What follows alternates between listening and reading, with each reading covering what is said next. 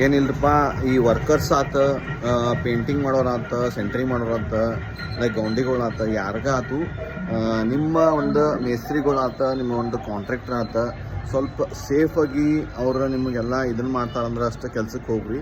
Because ಇಲ್ಲೊಂದು painting ಮಾಡೋಕ್ಕೆ ಹೋಗಿ ಹುಡುಗ 2 ಫ್ಲೋರಿಂದ ಬಿದ್ದು ಹಿಡ್ಕೊಂಡಾನ. ಅದಕ್ಕೆ ಜವಾಬ್ದಾರಿ ಬಂದುಬಿಟ್ಟು ಮತ್ತು ಯಾರು ಕಾಂಟ್ರಾಕ್ಟ್ರ್ ಇಲ್ಲ ಮೇಸ್ತ್ರಿ, ಅವ್ರ ಮೇನ್ ಮೇಸ್ತ್ರಿ ಇರ್ತಾನಲ್ಲ ಅವನ ಅದಕ್ಕೆ ಜವಾಬ್ದಾರಿ ಕೇರ್ ಮಾಡಿಲ್ಲ ಅಂತ. ಸೊ ಯಾವುದಾದ್ರೂ ಒಂದು ಮನುಷ್ಯ, ಎಲ್ಲರಿಗೂ ಒಂದು ಜೀವ, ಎಲ್ಲರಿಗೂ ಒಂದು ಫ್ಯಾಮ್ಲಿ ಅಂತ ಇರ್ತೈತಿ. ಸೊ ಪ್ಲೀಸ್ ದಯವಿಟ್ಟು ನಿಮ್ಮದೊಂದು ಲೈಫ್, ನಿಮ್ಮದೊಂದು ಹೆಲ್ತ್ ಭಾಳ ಇಂಪಾರ್ಟೆಂಟ್ ಆಕೈತಿ. ದಯವಿಟ್ಟು ನೀವು ಏನೈತೆ ಅದನ್ನು ಪ್ರಿಕಾಷನ್ಸ್ ತೊಗೊಂಡು ನೀವು ಕೆಲಸ ಮಾಡಿರಿ.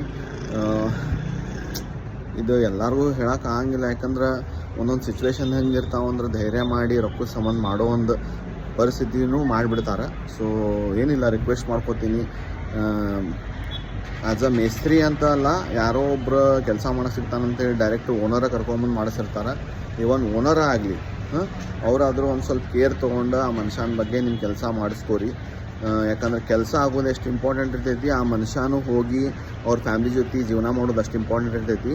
ನಿಮ್ಮ ಕೆಲಸ ಆಯ್ತು ಮುಗೀತು, ಏನರ ಯಾಕರಾಗಲಿ ಅನ್ನೋ ಒಂದು ಮನಸ್ಥಿತಿ ಇಟ್ಕೊಂಡು ಮಾಡೋಕ್ಕೆ ಹೋಗಬೇಡ್ರಿ.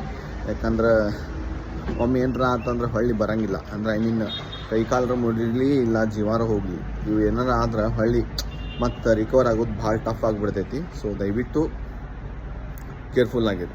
ಲೈಕ್, ಶೇರ್, ಫಾಲೋ ಮಾಡಿರಿ. Thank you so much. Bye, take care, love you.